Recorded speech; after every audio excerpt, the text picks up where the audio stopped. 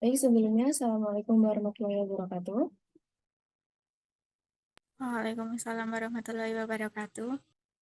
Terima kasih banyak kepada Bu Yayu dan teman-teman karena telah memberikan kesempatan kepada kelompok 3 untuk mempresentasikan hasil diskusi kelompok kami mengenai Undang-Undang Dasar Negara Republik Indonesia tahun 1945. Namun, untuk eh, sebelumnya, kami akan memperkenalkan diri terlebih dahulu. Lanjut saya selanjutnya, Kak. Untuk teman-teman, saya persilakan untuk memperkenalkan diri. Perkenalkan, nama saya Kurnia Giskia Tristia dengan NIM 2304073.002. Perkenalkan, saya Amurita Ferencantika dengan NIM 2304073.005. Perkenalkan, saya Fadila Maharani dengan NIM 2304073.011.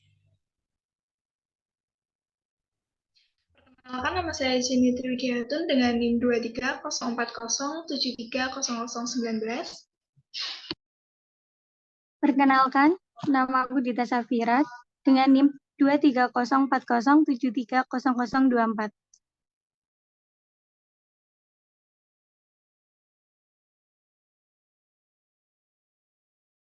Perkenalkan, nama saya Wahyu Chandra Adi Prasetya dengan NIM 2304073.325. Perkenalkan, nama saya Fitri Isni Rahmawati dengan NIM 2304073.334. Perkenalkan, nama saya Revita Alfianti dengan NIM 23040730037. Dan saya selaku moderator, Livia Armida Marsalia dengan NIM 23040730161. Di sini saya selaku moderator, dalam beberapa waktu ke depan, kami akan menyampaikan beberapa pokok materi bahasan. Boleh dilanjutkan. Pokok-pokok materi tersebut meliputi pengertian Undang-Undang Dasar Negara Republik Indonesia tahun 1945, yang kedua tentang tata urutan perundang-undangan di Indonesia, dan yang ketiga adalah tentang amandemen Undang-Undang Dasar 1945, dan yang terakhir adalah lembaga-lembaga di negara. Untuk pokok-pokok materi bahasan tersebut akan dijelaskan oleh rekan-rekan saya. Kepada rekan-rekan yang akan menjelaskan pokok materi bahasan tersebut, saya persilahkan.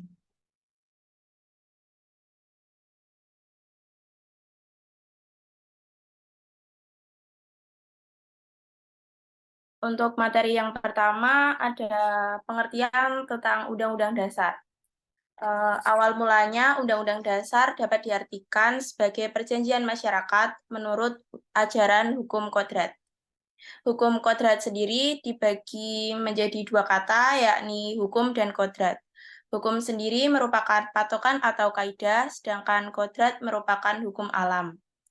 Oleh karena itu, Undang-Undang Dasar menurut ajaran hukum kodrat adalah sebagai perjanjian yang diselenggarakan oleh seluruh masyarakat dalam pembentukan negara dan merubah status masyarakat yang semula naturalis belum memiliki negara menjadi status civilis yang memiliki sebuah negara.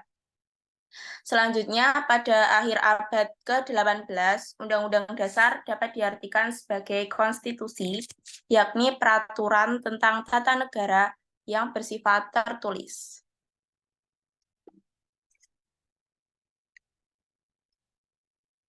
Untuk pengertian Undang-Undang Dasar 1945 secara luas, merupakan landasan hukum negara yang tertulis yang memuat aturan-aturan pokok atau prinsip dasar penyelenggaraan sebuah negara yang harus ditaati dan dijalankan oleh seluruh warga negara karena Undang-Undang Dasar 1945 sendiri merupakan supremasi hukum tertinggi yang dijadikan sebagai rujukan atas aturan-aturan dasar yang memiliki kedudukan yang lebih rendah.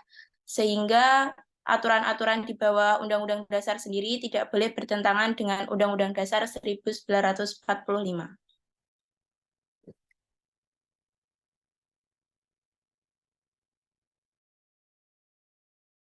Selanjutnya akan dijelaskan oleh teman saya.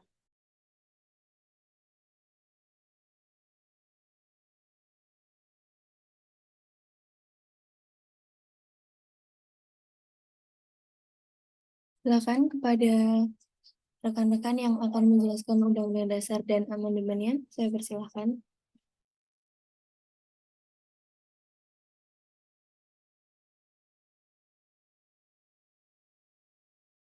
Undang-Undang Dasar 1945 dan amandemennya. Sepanjang sejarahnya, Undang-Undang Dasar 1945 telah mengalami 4 kali amandemen dari tahun 1999 hingga tahun hingga tahun 2002.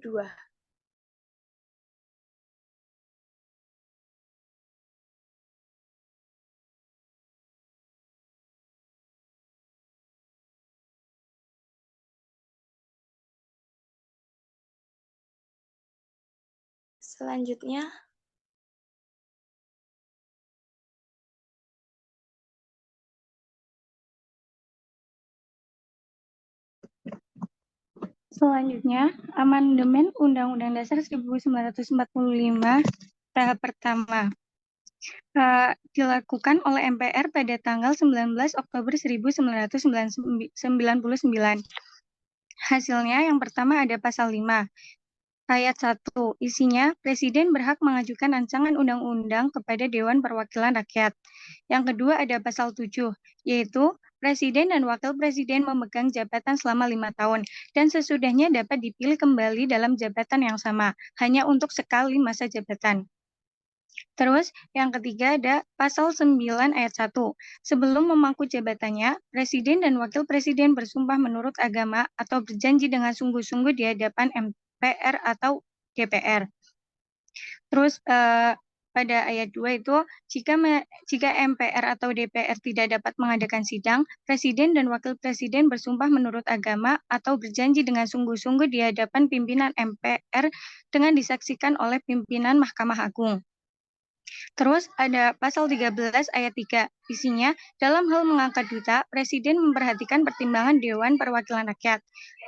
Ayat 4, Presiden menerima penempatan duta negara lain dengan memperhatikan pertimbangan DPR.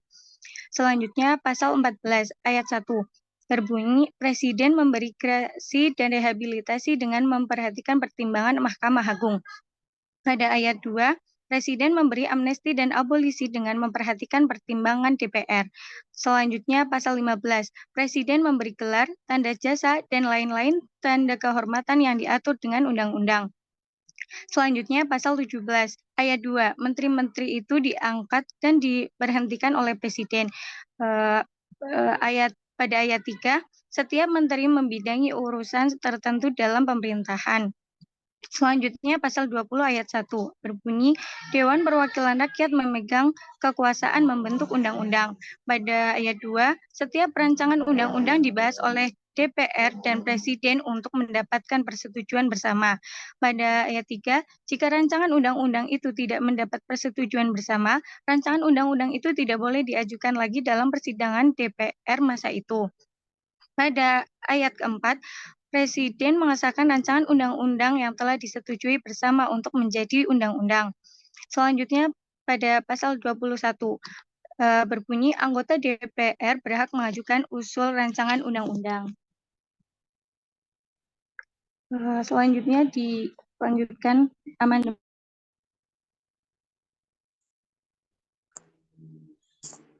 Amandemen kedua UUD 1945 yang disahkan dalam rapat paripurna MPR ke-9 pada tanggal 18 Agustus tahun 2000. Hasil amandemen tersebut yaitu pasal 18 yang menjabarkan satuan-satuan wilayah administratif di Indonesia beserta perangkat pemerintah daerahnya. Kedua, pasal 18A yang berisi hubungan pemerintah pusat dan pemerintah daerah. Ketiga, pasal 18B yang berisi satuan pemerintah daerah khusus atau istimewa dan kesatuan masyarakat hukum adat. Kemudian pasal 19 yang berisi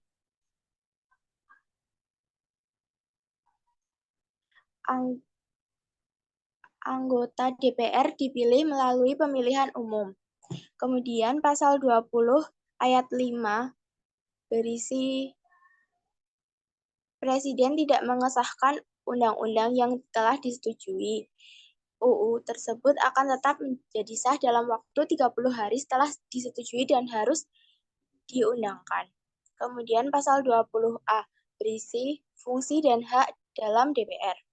Pasal 22A isinya menyebutkan ketentuan tata cara pembentukan undang-undang. Kemudian pasal 22B yaitu menyebutkan bahwa anggota DPR dapat diberhentikan dari jabatannya. Kemudian pasal 25E yaitu menyebutkan bentuk negara kesatuan Republik Indonesia yang berbentuk kepulauan dan berciri Nusantara yang batas-batas dan hak-hak wilayahnya ditetapkan dengan UU. Kemudian pasal 26 ayat 2 dan 3 berisi pengertian penduduk. Kemudian pasal 27 ayat 3 yang menyebutkan hak dan kewajiban warga negara untuk ikut serta dalam upaya pembelaan negara. Kemudian pasal 28A hingga pasal 28C yang berisi hak-hak asasi manusia. Bisa slide selanjutnya. Kemudian pasal 30 yang pasal 30 yang ayat 1 berisi ayat 1 kata pembelaan diganti menjadi pertahanan dan keamanan. Kemudian ayat 2 dihapus dan diganti dengan menyebutkan TNI dan Polri sebagai kekuatan utama sistem pertahanan dan keamanan rakyat semesta, serta rakyat sebagai kekuatan pendukung. Kemudian ayat 3 menyebutkan susunan dan peran TNI.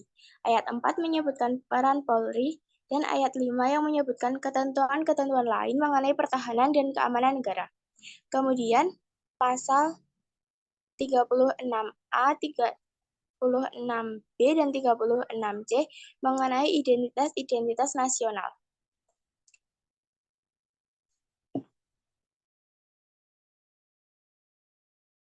Selanjutnya bisa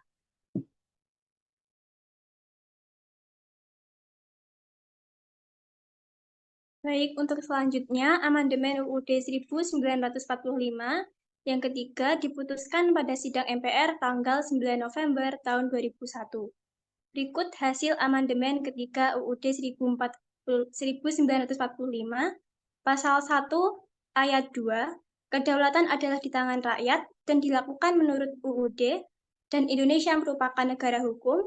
Kemudian pasal 3 ayat 1, MPR berwenang mengubah dan menetapkan UUD. Pasal 3 ayat 2, MPR melantik presiden dan wakil presiden. Pasal 3 ayat 3, MPR memberhentikan presiden dan atau wakil presiden dalam masa jabatannya menurut UUD. Pasal 3 ayat 3, MPR memberhentikan presiden dan atau wakil presiden dalam masa jabatannya. Pasal 6, calon presiden dan wakil presiden adalah warga negara Indonesia sejak lahir. Pasal 7A, presiden dan wakil presiden dapat diberhentikan oleh MPR atas usul DPR. Pasal 7B, presiden dan wakil presiden dapat diberhentikan oleh MPR atas usul DPR jika telah mengajukan pemeriksaan pada MK. Pasal 7C, presiden tidak dapat membubarkan DPR. Pasal 8, presiden digantikan oleh wakil presiden jika mangkat, berhenti, atau tidak menjalankan kewajibannya. Pasal 11, presiden dalam membuat perjanjian internasional harus dengan persetujuan DPR. Pasal 17, presiden dibantu menteri negara yang diangkat dan diberhentikan pula oleh presiden. Pasal 22C, anggota DPD dipilih dari setiap provinsi melalui pemilu. Pasal 22D, DPD mengajukan kepada DPR terkait RUU dan membahas tentang otonomi daerah. Pasal 22E, pemilu dilaksanakan secara langsung, umum, bebas, rahasia, jujur, dan adil. Pasal 23, APBN dilaksanakan setiap tahun dan dilaksanakan secara terbuka. Pasal 23A, pajak, dan pungutan lain yang sifatnya memaksa untuk keperluan negara diatur dalam Undang-Undang. Pasal 23C, keuangan negara diatur oleh Undang-Undang. Pasal 23E, pengelolaan keuangan negara diperiksa oleh Badan Pemeriksa Keuangan atau BPK dengan bebas dan mandiri. Pasal 23F, anggota BPK dipilih oleh DPR. Pasal 23G, BPK berkedudukan di Ibu Kota Negara dan memiliki perwakilan di tiap provinsi. Pasal 24 tentang kekuasaan kehakiman yang dilakukan oleh Mahkamah Agung dan Badan Peradilan di bawahnya. Pasal 24A, MA berwenang pada tingkat kasasi menguji perundang-undangan di bawah undang-undang terhadap undang-undang. Pasal 24B, Komisi Yudisial berwenang mengusulkan pengangkatan Hakim Agung. Pasal 24C, MK berwenang mengadili pada tingkat pertama dan terakhir menguji undang-undang terhadap undang-undang dasar. Selanjutnya bisa dilanjutkan. Selanjutnya, amandemen Undang-Undang Dasar 1945 yang keempat, yang disetujui pada 10 Agustus 2002, berhasil diamandemen 13 pasal serta 3 pasal aturan peralihan dan 2 pasal aturan tambahan. Hasil amandemen keempat Undang-Undang Dasar 1945 meliputi Pasal 2 Ayat 1. MPR terdiri dari anggota DPR dan DPD yang dipilih melalui pemilu. Kemudian Pasal 6A Ayat 4. Dalam pemilihan presiden dan wakil presiden yang mendapat suara terbanyak dari rakyat menjadi presiden dan wakil presiden. Kemudian pada Pasal 8, jika presiden dan wakil presiden tidak dapat melaksanakan tugasnya, Menteri Luar Negeri, Menteri Dalam Negeri, dan Menteri Pertahanan melantiknya, diikuti dengan pemilihan baru oleh MPR selambat-lambatnya 30 hari setelah itu. Kemudian Pasal 11, Presiden menyatakan perang atau perdamaian dengan persetujuan DPR. Pasal 16, Presiden membentuk Dewan Pertimbangan atau Watimpres untuk memberi nasihat. Penghapusan bab 4 terdiri tentang Dewan Pertimbangan Agung. Pasal 23B, mata uang ditetapkan dengan undang-undang. Pasal 23D, negara memiliki bank sentral yang diatur dengan undang-undang. Pasal 24, badan-badan terkait dengan kekuasaan kehakiman diatur dengan undang-undang. Pasal 31 dan 32 menyangkut pendidikan dan kebudayaan. Selanjutnya, pasal 33, 34, 37 terkait dengan perekonomian nasional dan kesejahteraan sosial. 3. Pasal aturan peralihan memastikan kelangsungan hukum dan fungsi lembaga yang ada. Mahkamah Konstitusi dibentuk setelah 17 Agustus 2003, tugas sebelumnya dijalankan oleh MA atau Mahkamah Agung.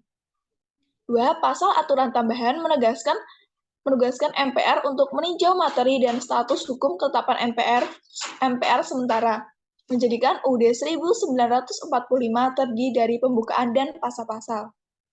Kemudian, pengaruh amandemen pada sistem pemerintahan demokrasi mencakup kedaulatan di tangan rakyat, MPR terdiri dari DPR dan DPD, MPR berwenang mengubah atau menetapkan UUD dan melantik presiden dan wakil presiden.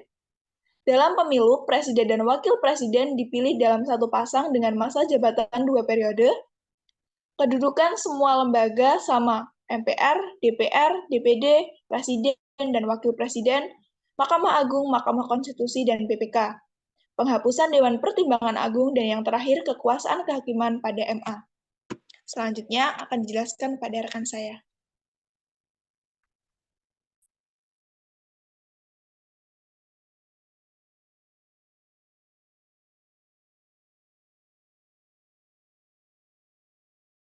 Bisa untuk di next.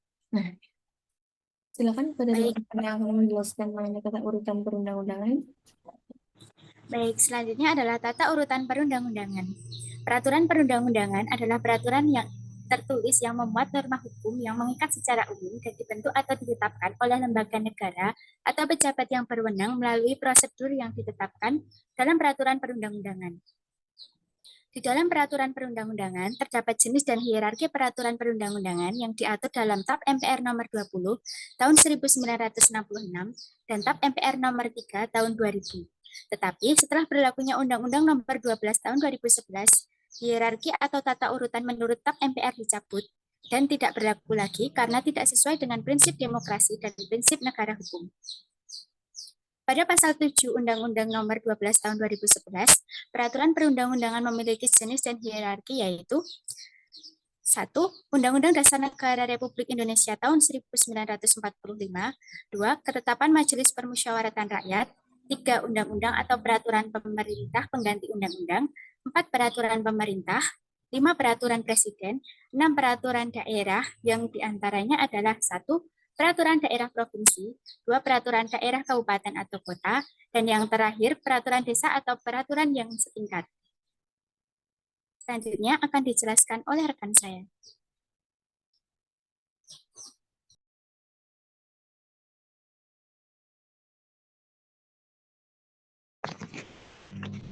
Lembaga-lembaga negara. Menurut Hans Kelsen, lembaga negara adalah siapa saja yang menjalankan suatu fungsi yang ditentukan oleh suatu tata hukum. Lembaga negara dapat diartikan sebagai jabatan yang ditentukan oleh hukum dan berfungsi untuk menciptakan norma dan menjalankan norma.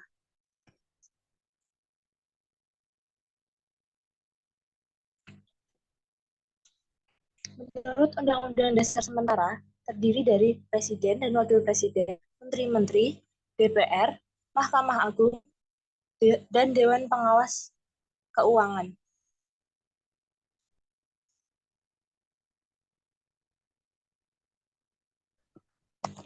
Kemudian lembaga-lembaga negara di Indonesia menurut Konstitusi RIS, yang terdiri dari Presiden, Menteri-Menteri, Senat, DPR, Mahkamah Agung Indonesia, dan juga Dewan Pengawas Keuangan. Kemudian menurut UUD 1945 sebelum diamandemen, terdiri dari yang pertama, lembaga tertinggi negara yaitu MPR, kedua, lembaga-lembaga tinggi negara yang terdiri atas Presiden dan Wakil Presiden, DPA, DPR, BPK, dan juga MA. Kemudian menurut UUD 1945 setelah diamandemen yang terdiri dari MPR, DPR, Presiden dan Wakil Presiden, BPK, MA, MK, dan juga KY.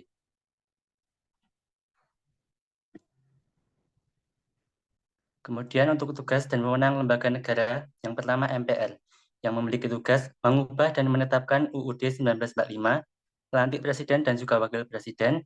Ketiga, memutuskan usulan dari DPR berdasarkan keputusan Mahkamah Konstitusi terkait pemberhentian Presiden dan juga Wakil Presiden yang memaksa.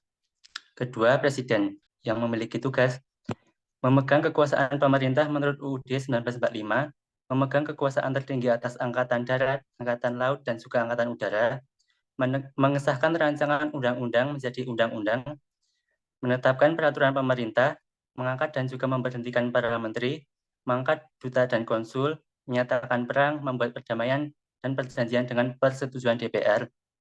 Kemudian, memberi gerasi dan juga rehabilitasi berdasarkan pertimbangan Mahkamah Agung, memberi amnesti dan abolisi berdasarkan pertimbangan DPR, dan juga mengangkat dan memberhentikan komisi yudisial dengan persetujuan DPR.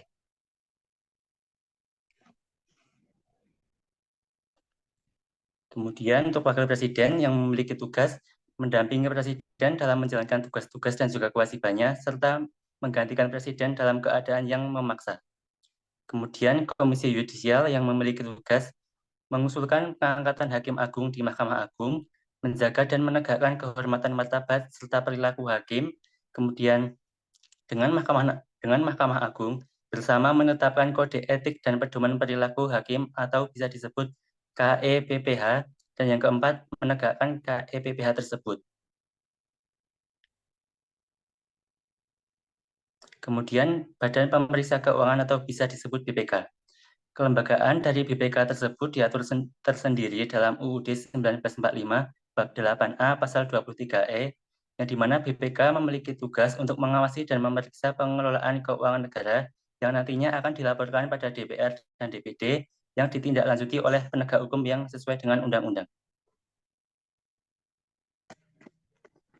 DPR.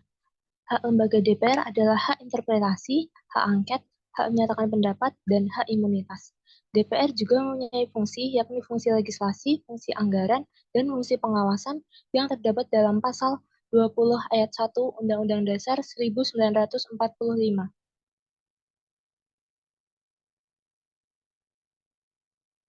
Setelah itu ada Dewan Perwakilan Daerah.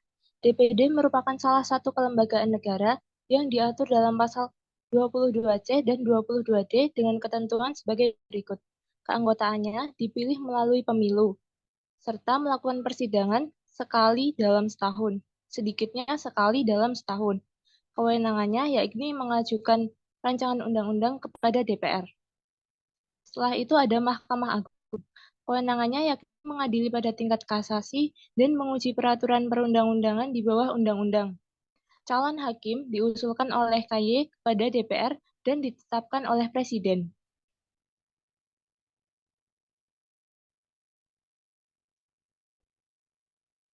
Selanjutnya ada Mahkamah Konstitusi, yakni mengadili pada tingkat pertama dan terakhir untuk menguji undang-undang terhadap Undang-Undang Dasar yang putusannya bersifat final.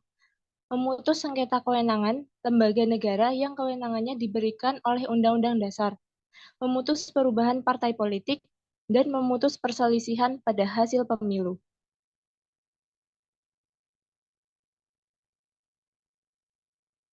Untuk kesimpulan pada presentasi hari ini, yang pertama, Undang-Undang Dasar 1945 merupakan hukum negara tertinggi di Indonesia yang bersifat tertulis yang menjelaskan tentang struktur pemerintahan, kekuasaan, hak, dan kewajiban warga negara, serta hak asasi manusia. Oleh karena itu, Undang-Undang Dasar harus ditaati seluruh warga negara. Yang kedua, Undang-Undang Dasar mengalami 4 kali amandemen dari tahun 1999 hingga tahun 2002. Yang ketiga, lembaga negara meliputi MPR, Presiden, Wakil Presiden, Komisi Yudisial, Badan Pengawas Keuangan, Dewan Perwakilan Rakyat, Dewan Perwakilan Daerah, Mahkamah Agung, serta Mahkamah Konstitusi. Cukup sekian dari kelompok kami. Mohon maaf apabila banyak kekurangan maupun kesalahan dalam kami menyampaikan materi yang telah kami diskusikan melalui presentasi ini. Semoga bermanfaat untuk kita semua.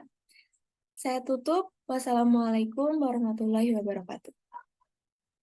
Waalaikumsalam warahmatullahi wabarakatuh.